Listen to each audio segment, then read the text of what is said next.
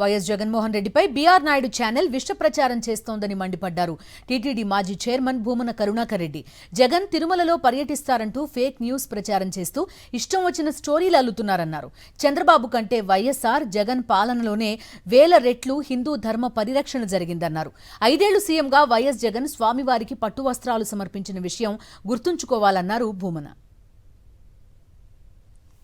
బొల్లినేని రాజగోపాల్ నాయుడు గారు జగన్మోహన్ రెడ్డి గారి మీద తన అక్కసును వాంతులు చేయించుకునే అంత హీనంగా ఆ టీవీ5 ఛానల్లో విష ప్రచారం చేస్తున్నారు. మీ చంద్రబాబు నాయుడు గారి కంటే కొన్ని వందల వేల రెట్లు రాజశేఖర్ రెడ్డి గారు జగన్మోహన్ రెడ్డి గారుల హయాంలోనే హిందూ ధర్మ రక్షణ జరిగింది అన్నటువంటి విషయం అందరికీ తెలుసును.